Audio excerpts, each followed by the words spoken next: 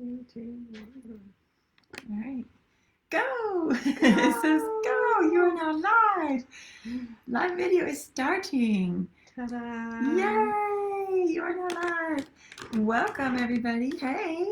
It's been like a month since we've been live with y'all. And a busy month. Yes, I have been all over the world. So, hey!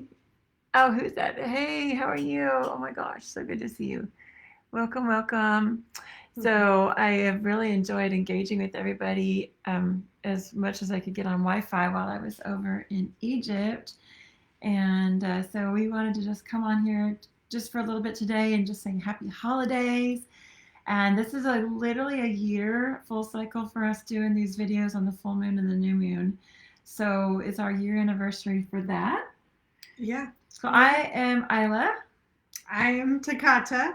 Hi. So I don't know if we've met all y'all, but if you haven't come to our videos before, welcome. Thanks for being here. Make sure you click subscribe or follow. Hey, thank you for the hearts. So good to see you. So good to be back. It feels really good to be back on. We were just going to do this video really quick because the full moon is today, and we wanted to make sure that we captured some kind of recap for this full moon energy, as well as I could tell you a little bit about my Egypt trip in person. I've been sharing stuff on Instagram, and it's been going over to my Facebook, but it's been so much. Thanks for the hearts, y'all. That's so sweet. We are with Temple of the Sacred Heart Church, which is our church where we offer ceremonies and women's circles. We offer teachings and different types of retreats and things with our Inner Goddess retreats. And you can join our newsletter by going to templeofthesacredheart.org and click the join, and that's going to get you a newsletter as well as a membership to our what's it called? Just to our church. Really, it's a basic membership, and that way you'll get notified when you have stuff coming up, and ceremonies, retreats, and different events. We do some online events. We have some collaborations for 2022 coming up, different things that we're doing with other people in the community in different areas of the country. So we'll share with you a little bit about what we have going on there. What else?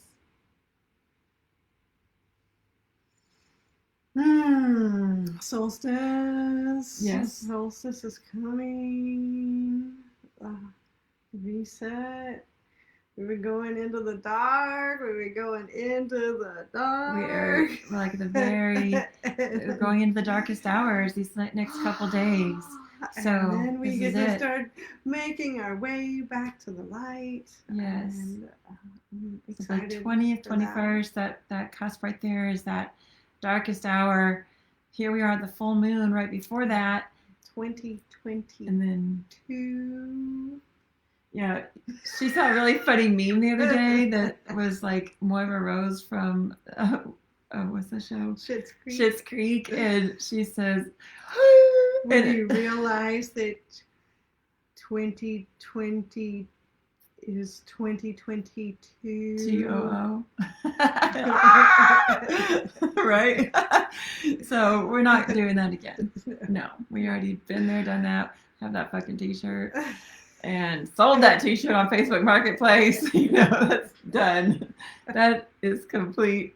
So we're moving into 2022. It is what it is, yes. Her uncle is making t-shirts that say, "It is what it is, 2021."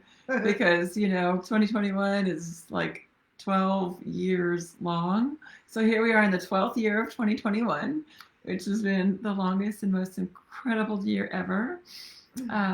So yeah, I started my dreadlocks 16 months ago as well. And so when I started that journey, I had no idea what kind of journey that was going to be. It was quite the journey. It has been, still in it. And it's been beautiful and powerful and horrible and all those things. So it took me to a culmination of heading over to Egypt when I said yes. And this has been a year of saying yes, living my truth, and just unarguably, unapologetically doing what I hear in my heart that is my path for this life.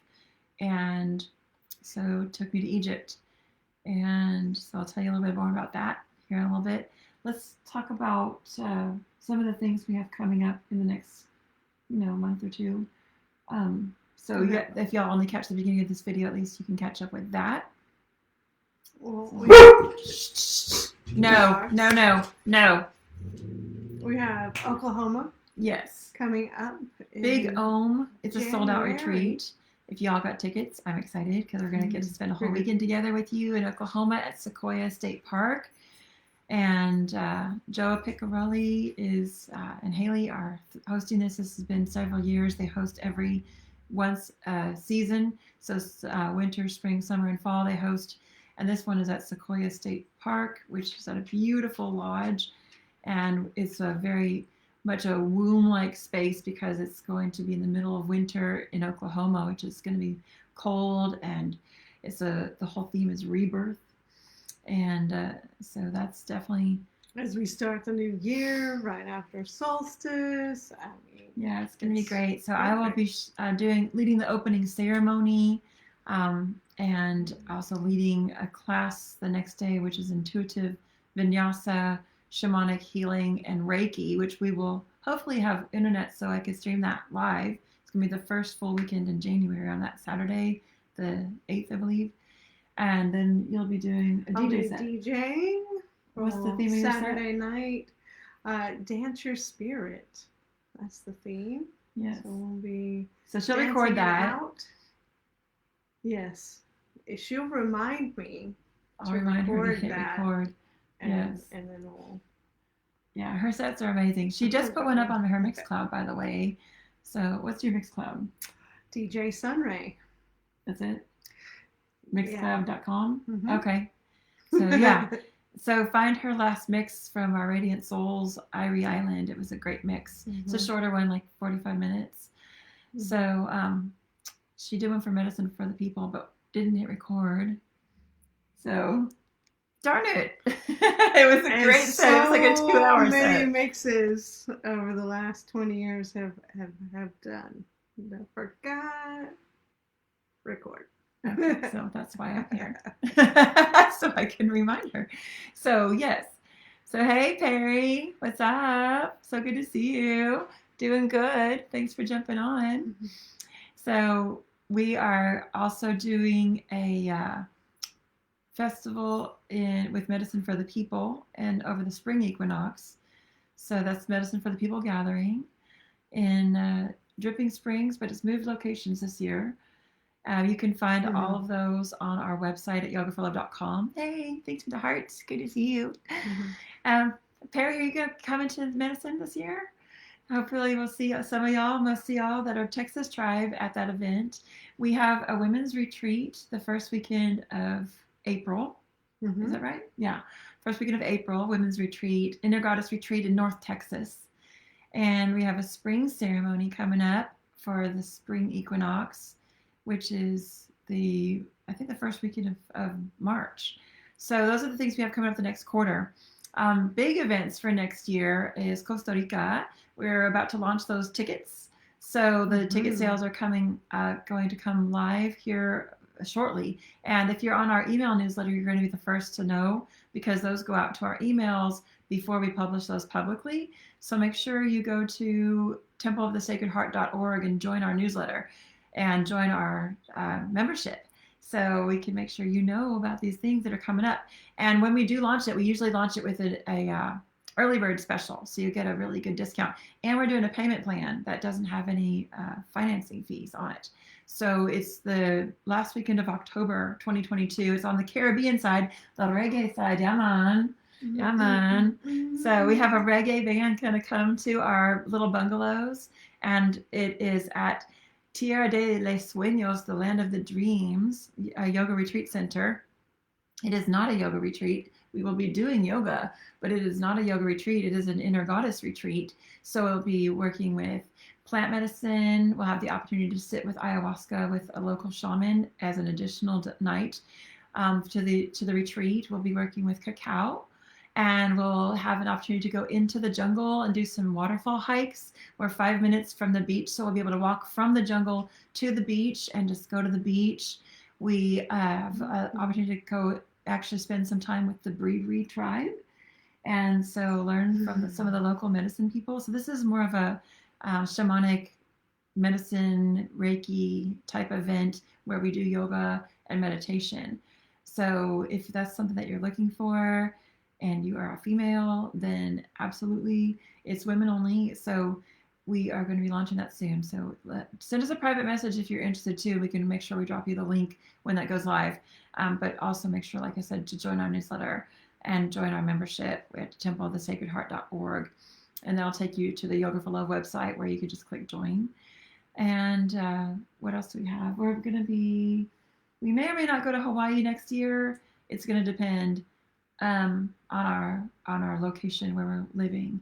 Currently, we're in Texas, so that may change. But currently, we're planning on staying in Texas. So if we have space and time, we're going to add a Hawaii retreat, and we have our Texas retreat again in fall. Anything else major? We have Reiki trainings off and on throughout the year.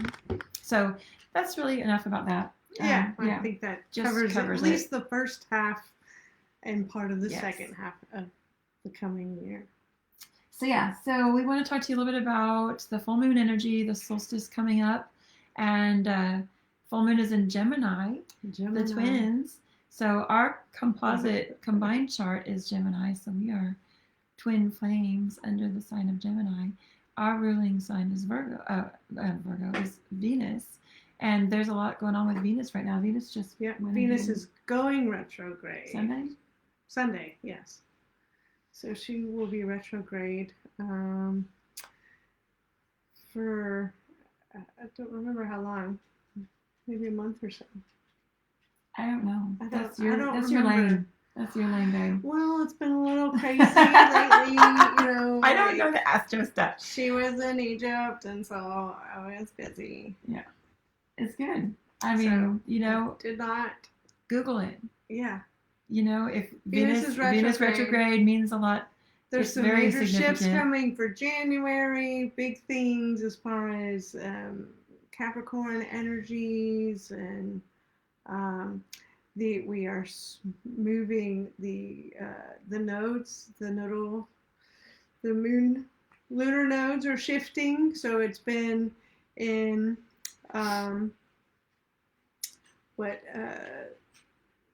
Gemini and Sagittarius since May of 2020, and now the nodal shifts are shifting from Gemini and Sagittarius to Taurus and Capricorn. Is that correct? I think that's correct. What does that mean? So that has to do with, obviously if the nodes are the north node and the south node. Those are the directions in which we are kind of, if it's in your natal chart, it's kind of how we are guided along our journey, like some of the pulls of how we are becoming. It's like our future and our past, where we came from and where we're going. Oh, okay. So as a whole, that's kind of been the energy is but that's now shifting from the Gemini Sagittarius. Does it stay there for a long time? 18 months approximately. Oh, okay. Yeah, so this is pretty significant because we've been in this energy for a while. 18 months. We've been May of 2020 to now. That's a big, significant section of what we've all been dealing with. There's a major transit that's closing with Venus ending in Capricorn too, which I do know because I do follow Venus closely, because there's a lot of our heart's path that's tied to that planet. And it started in June of 2020 and it's wrapping up here in January. It's shifting. And so that whole transit cycle is a major cycle, so that's getting a reset as well. So I do know a little bit about some of the astro stuff. I know you do. So yes, so that's really where we're at. The energy of this winter solstice is coming on as it's the return of the light. So we are holding a winter solstice plant medicine ceremony this weekend with some core sisters from our tribe, and holding space for all of us, all of you, all watching, and we're holding space for this return of the light, holding into this Taurus, deep. Scorpio, by the way, not Taurus. Oh, okay. Taurus. Where the nodes are? Yeah. Okay. So the energy is where we're getting into the darkest hour, the deepest part of the womb, and that space where everything is just the void, into that space of the void.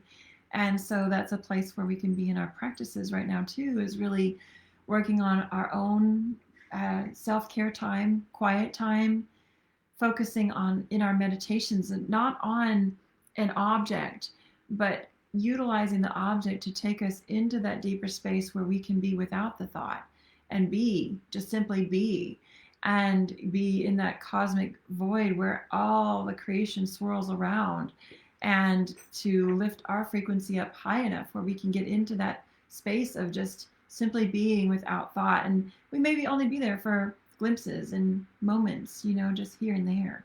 But so that's really this, as the solstice comes to a culmination, then on the 21st, the light begins to grow. And from the 21st of December to the 20th of June, the light begins to grow and we begin to celebrate the light. And so it's this cyclical nature that we have. And that's the thing that I really was able to completely experience, not only experience, but remember when I was in Egypt, is the being in the cult of the sun, worshiping the sun god Ra, Amun Ra, and being in that space of being able to see the sun and everything. All the temples are built around the celestial movements, and just the deep remembrances of those practices. And that's so fundamental. Celtic Christianity is based on those practices as well. And so even if you are Christian, you can still base your practices around the movements of the planets and the movements of the seasons. So that's a very ancient practice as well. If you look at a lot of the ancient structures, obviously Stonehenge being one of those major ones, based on Celtic Christianity and Celtic lore, Celtic practices, they don't necessarily have to be, what's the word, just in discord. They can be in accordance no matter what your belief system is. So I just want to reassure you that these are practices that are eternal. They have nothing to do with dogma. And so we are all here because the sun exists. And if the sun didn't exist, our planet would fail, to hold life. And so it's really beautiful in Egypt, since, well, first of all, going through the Sahara was mind-boggling and amazing. Literally got to see a mirage, just like on Looney Tunes, like, oh, a mirage in the desert, like you saw when you're in the cartoon, like a little kid. But they're real. It really does look like lakes off in the distance, and it's just sand for as far as you can see. And we were on a tour bus going through, and there was one little stop in the middle of the Sahara on a 2-hour journey, and it's this little oasis where they sold cold drinks and Turkish coffee in a little gazebo. And we stopped there and got a drink and a coffee, and a lot of the girls on the bus were like, oh, I need to move. I've been sitting for too long. And I'm like, let's go do some yoga. And they're like, well, we can do yoga when we get to the hotel. And I'm like, that's another couple hours away. Let's just do it right now. So we literally walked across the street, walked into the Sahara Desert, and did a yoga practice, which was crazy and beautiful. And just to see the level of vastness. And I was talking to my 12-year-old nephew, and we had him on speakerphone. This kid. That guy. Oh, Oliver, I love you so much. He's like 50. He's like, yeah, he's an old soul. 12-year-old body. Yeah, and so he goes, there's just a lot of free energy in the vastness of the desert, and just the vastness of it is so beautiful. And I'm like, he's talking first person. I'm like, oh my God, this kid, he gets it. So that was really a beautiful experience. Were you there last? I know, I was like, so you were there? recently because you remember. He totally remembers. So the sand is constantly swept up into the air. And so the air constantly has a filter over the sun. And so you can literally sun gaze with your naked eye. I'm not recommending that. I'm just saying that you can. Little legal disclaimer there. You're not supposed to stare at the sun, but you can. And I believe truly that is why when back in the Egyptian times, we could do that. We could literally just gaze fully at the sun and not see the radiance of the sun, but see the actual sun. And that's why the sun is always depicted as Ra with the round, like in Hathor, she has the cow's horns on her head like this, and inside of it is the sun disk, and it's the divine feminine and the masculine, the yoni, and the completion of that cycle. And the sun itself as when you're able to gaze at it like that, you can fully appreciate how extremely radiant and how important it is in our practice. So that was something that I got to experience firsthand sitting at the Temple of Hatshepsut and sitting firsthand in the temple with all the columns of Hathors around me, Dr. Paul sitting next to me playing the sound bowl and watching the sun rise. And there was hot air balloons that were lifting off at sunrise way across the distance.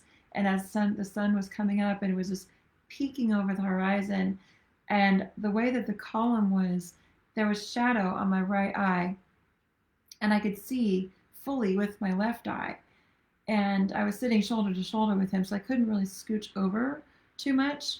But that was a blessing because spirit covered my right eye. It's literally like having, like at the eye doctor when you do like this. And with my left eye, I could fully see the radiance of the sun, and around the sun, I could see the energy going circulating blue around the sun, and it was the most amazing thing, and I couldn't not look at it.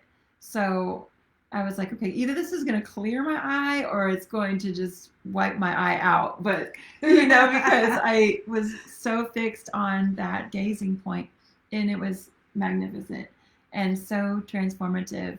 And then all the birds that were living in the at the top of the column started singing and joining us in our morning meditation. And then we all had a beautiful Om at the end. And if you were one of the ones, the people that donated, my beautiful tribe, thank you so much for your support, for donating, and you'll be receiving a crystal that was charged at all of these temples. And so that was one of the things too, is that I had all the crystals there and charging them up.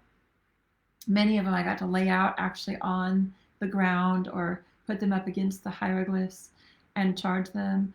You could still order a set of those crystals too if you're interested in those sacred activations. But what I was going to say is that I recorded all of these on audio and video.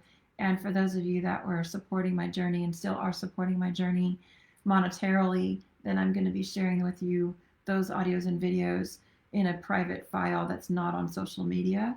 So, and if you're interested in receiving either a single quartz that was charged in every single temple that I went to, including the very, very center middle of the Great Pyramid, or you want a set of 10 crystals that were charged independently in each of the locations going up the Nile in the root chakra all the way up to the crown. And the crystals are in order of those chakras. And so I will notate which one was charged where, and you'll get a whole set. And you can order those still there on yogaforlove.com/Egypt if you'd like a set of those. Your support means so much to the ability to continue to do this work. And so I thank you in advance for all of you who have already placed that donation. It was life-changing and transformative, and it's continuing to have these massive downloads every day as I'm integrating. Yeah, she's still adjusting, still regrouping back into this timeline, this time zone, all of that. So those of you that have ordered, please be patient as we still are shifting and the holidays are coming. It is Yes, they will be in your mailbox. On their way soon. So I just want to share a little bit. She hasn't even finished unpacking. I haven't even seen all the things. Everything that I got, all the treasures and the different things that I picked up while I was over there are still wrapped in bubble wrap in my suitcase. I haven't even went through everything. I literally just got my dirty clothes out and my shoes and everything. They just got washed today. Yeah, and I've been back. Well, this will be 7 days, but it's taken a minute. Yeah, it's taken a minute. The jet lag is for real. You know, that ain't no joke. But not only the jet lag, it's also the amount of massive activations, and they're still happening. They are still happening. Even just a couple hours ago, as I was reading the book called Initiation, I had a deep remembrance again. And so as I was sitting in the space of Hatshepsut, Queen, and it's a beautiful temple. It's a 3-tiered temple, and it has a massive amount of steps going up to it. And as you are looking at it, on the left is the Hathors, and on the right is Anubis. And so there's a separate little temple on each side, and then the center is the main temple and the sanctuary. And so the outside temples are open air, and a lot of the temples are open air, and then some of them are enclosed. But as I was sitting in that space looking at the sun, I had washed over me this deep, deep, deep remembrance of that exact view first person before in my past in Egypt as queen, sitting out looking and seeing the courtyard, which is massively huge, and there's not any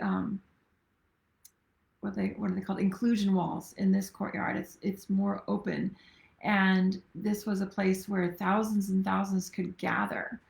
And in the remembrance, I could see the activity level, and it was still fully present, which is really crazy and amazing, because the activity level in remembrance and also in a quantum timeline is still happening. Like, I could see people and vendors and horses and donkeys and camels and all of this, but yet when you look out in the 3D world, it's not there. But you can feel it there. You can still feel the energy of all of that happening. And it's current. It's not old energy. It's not ancient energy. The only time I felt really, really ancient energy was in the temple of which temple was that? It was on the new moon, literally 2 weeks ago. It was the temple of I'm trying to think. Well, anyway, it was a very masculine temple, and the energy was super, super old. Is it the Ramses Temple? No, the Ramses Temple was the first temple we went to. Horus? It was the Horus Temple. Yeah, the Horus Temple, and the energy was really, really dissonant. With the commander's seat in it? Yes, there was a spaceship chair in that particular location that one of the guards showed me that I got to sit in. It was like a command chair with like the controls and everything. I'll tell you about that in a second. And so, like, the energy of that, you can feel it, you can sense it. It's very, very present, and it's also current. It's not just a memory. Does that make sense? So timelines, like, it's happening quantum, right? It's quantum. It's happening. There's no then and now when you're in those spaces. Literally, time and space disappear, and to be in the space like that, when time and space disappears, it's mind-boggling, and every bit of your cellular memory activates, and like having these deep first person memories, like of seeing it and then being there and seeing it again and going, oh my God, I've been here before. This is so familiar, and I've seen this, and I've seen it when it's active, and people are here, and all of the activities of the daily, temple life were happening. So that happened. Also, the second time that happened was at the Temple of Philae, on the Isle of Philae, the Temple of Isis, and that was as we went down. We went up the Nile, up the chakras. Nile runs from south to north, which is one of the few rivers in the world that run south to north. And so we started in Aswan and then went up to Abu Simbel. And so we went up through the chakras, and the Nile has chakras. And so going through from the root chakra, we started at the Temple of Ramses, and Nefertari, his favorite wife, has a temple right next to it. And so that was a massive activation in and of itself, just being in that temple and having a deep remembrance, which triggered a remembrance that happened today when I was reading the book Initiation. And so that was the first temple that we went to. The first day, though, we went to Saqqara, the step pyramid. And so that was really fantastic. That was all at the lower end of the chakra, and then moved all the way up to the crown chakra at Abydos.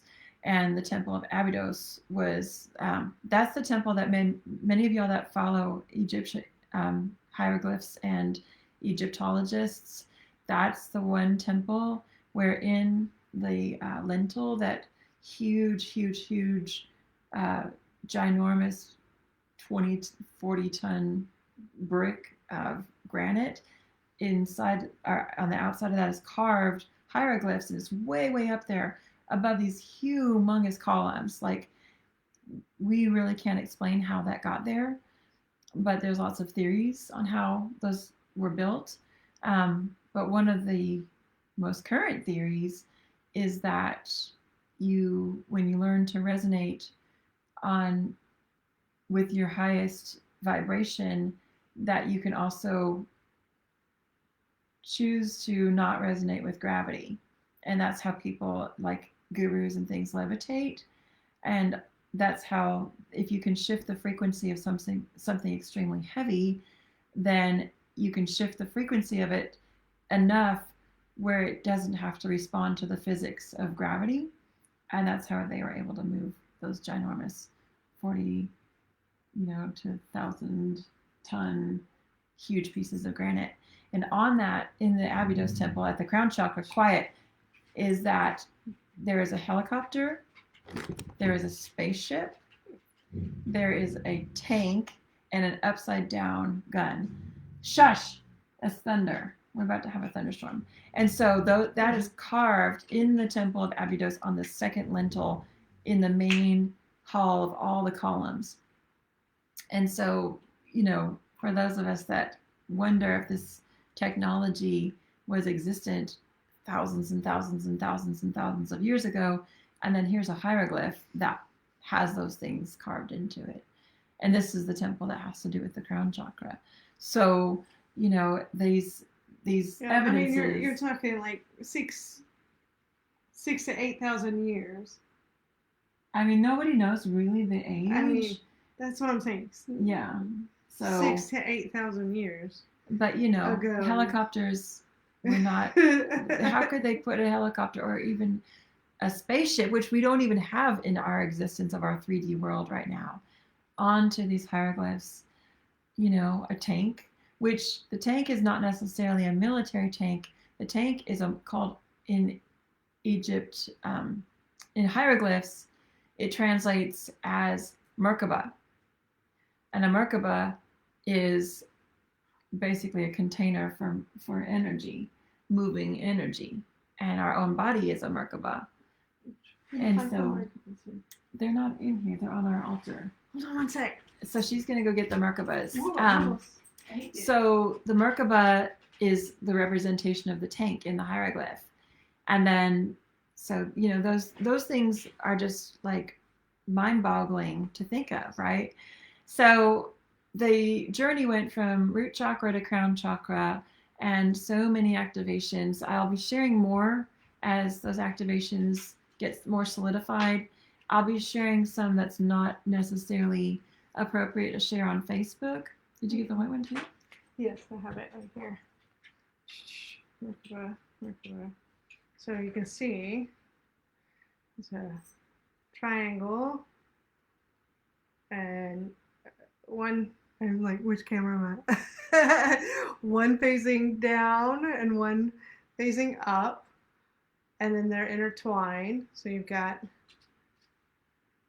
3 sides, and so our actual, within our energy body, we have This one's mine. a triangle and a triangle. If it's the Leonardo da Vinci's anatomical representation of man. Yeah. So triangle here, and then triangle going the opposite direction, and one is rotating one way and the other is rotating the opposite direction. So if you can imagine, this top pyramid is spinning this way, but the bottom pyramid is spinning this way. Energetically, it Creating a creates vortex. a toroidal pull, if you will, and that is the Merkaba. That is our traveling device. Our so little bodysuit, our jar of clay. Get that energy going. If you sit in meditation, you can concentrate on the spinning of the 2 pyramids, and they expand, and then you are encompassed within the Merkaba. Right, and this is how they say they moved all those blocks. You can travel in it. You can go to multiple. Well, you can telepathically communicate with people. Absolutely. You can move your energy from time and space. There is also, many gurus and teachers who are able to be in quantum places at multiple times, because the point in time is simply an agreement to drop your energy into this time zone, this location, right?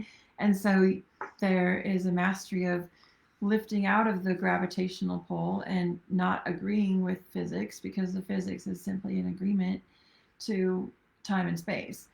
And so when you're in a quantum space, you can travel out of that. And so that's what happens when you're in some of the vortexes inside the temples. And of course, it is the whole existence of the Great Pyramid, in my humble opinion.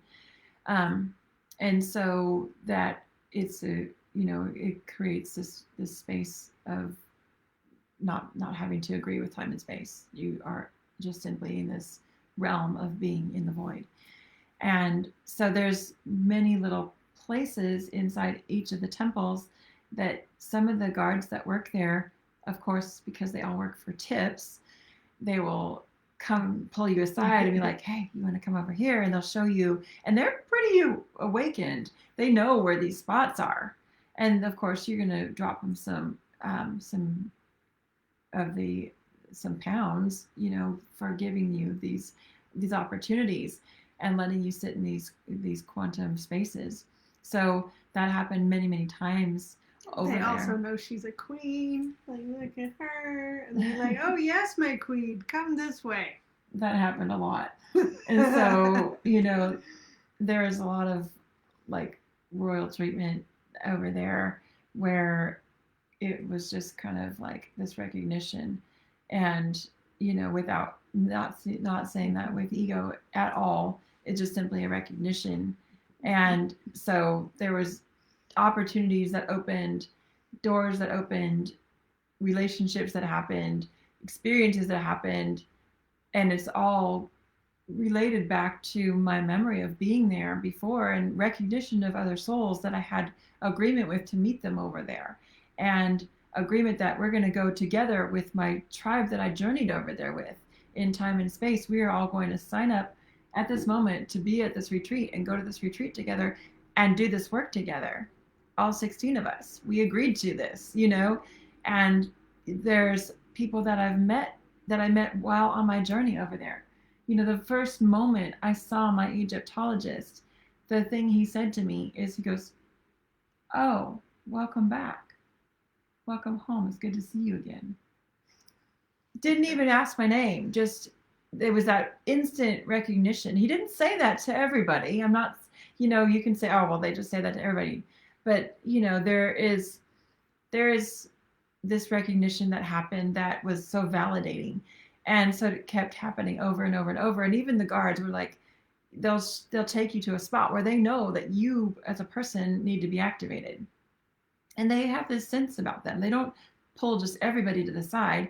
They wait until one person is kind of aside from the group, and that person they know needs this activation. They're going to say, hey, come over here, and there might be a group over here doing this thing, but you can go over here and sit in this vortex and sit in this spot, and they're going to watch you. You can see the difference between like average tourists and right, those that are like called upon a journey. Right. I mean, we try to blend in and look like average tourists because you have to try to blend in and look like an average tourist. Otherwise, you will also get shut down for doing this work, because anything that's not in and of the Muslim religion, they will get in major trouble for allowing you to meditate, to hold a ceremony, pray, anything in the temple. So you're supposed to just be touristy and taking pictures. And so if you are doing any of those things, since now the Muslim religion rules the country, then these guards will lose their jobs if they catch you doing anything that's what they call New Age religion. So you have to be very discreet. And so we had to like look out for each other and kind of block each other with each other's bodies or scarves, and act like we're taking pictures while someone else is actually standing in one of the vortexes. So it's very interesting, the dichotomy of the patriarchy that's currently going on in Egypt, and then the massive amount of very alive energy that's there, and that's still present, and it's never went away. It's never shifted. It's just continually amplifying, and just to be in the presence of that is incredible and amazing. And so as I continue to share, I'll share with you some of these major vortexes, but not on Facebook, not on Instagram. I'm going to be sharing that on my Telegram channel only, or if you are part of my our Temple of the Sacred Heart members, perhaps in a newsletter with a link to a specific blog or video or something like that. But those kind of things get shadow banned on social media, so I can't share that kind of stuff there. But if you do want to have a closer, deeper integration and activation, again, you can still get one of those crystal sets mailed to you at yogaforlove.com/Egypt. And then the people that are on that specific list, I'm going to make sure that y'all get the audios and the videos and the sacred activations that I actually recorded myself. And those are going to be in a space where they can't be, deleted off of social media. And so anyway, that's really what I wanted to share today. There's so much more, but for time's sake, as she's yawning, we're going to just wrap it up and wish you an amazing solstice, a beautiful holiday with your families. One of the major messages I got was in the very, very heart of the Great Pyramid, in the King's Chamber. We literally had to climb. And all of these temples, we got there before any tourists arrived. We got there at sunrise, very first people to arrive, and the energy was still raw and pure. And we got into the center of the Queen's Chamber, climb through this little tunnel, hunched over, climbing up these tiny stairs through all the rock that is carved to take us into the Great Pyramid. And I held an opening in the Queen's Chamber for our group, and then we climb some more. I mean, the stairs are tiny; they're boards nailed into the rock, and you have to hike up, and you have to use your core, and you're really hunched over. And we get into the King's Chamber. We did a beautiful meditation, and the major message I got was that no matter what work you're doing on this planet, your bloodline is so important. So important. It's the most important thing, is your bloodline and your family. And so take your family into your heart in this holiday season. Make sure you connect with every single one of your family members and let them know how much you love them, and let them know that you know that they're important, and let them feel how important they are to you, because your blood is your blood, and no matter what kind of discrepancies you may have had, that's your bloodline, that's who you're born into. And so it's so important for you to do your best to reach out to all of them. If some of those relationships are not happening and in this 3D world not repairable or not open, you can do the work on the quantum level, on the highest good, and reaching out to their soul with your soul and doing the healing work on that highest soul level. And so that was the biggest message. It was straight from the Divine Mother in the form of the Virgin Mary. And that is the message for you today, is as we go into this holy week, the week of the the divine immaculate conception, immaculate birth, that you remember the Virgin Mary. She has such compassion for all of us, such love for us, and it's available to us at any given moment to tap into her love, to tap into her warmth, to sit in her arms and be held, and at the same time hold your family close and let them know that they're important to you, and make sure that they know that you love them. So that's my message for today.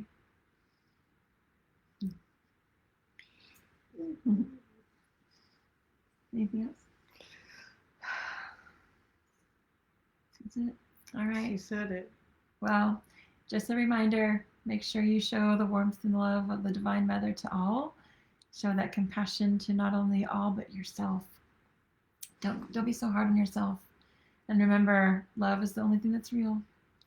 All right. Well, we'll see you on our next video, which will be on the new moon in January. We actually have 2 new moons in January. So it'll be January 2nd. And January 31st. Mm-hmm. So we'll see you then. Happy full moon, happy solstice, Merry Christmas, happy holidays, New Year. all the things, happy completion, happy beginnings. Yes, we'll see you soon. And make sure you drop a comment, share this video, make sure you subscribe and like our channel, and make sure you follow so we can stay in touch. All right. Bye. Bye. Thanks for joining.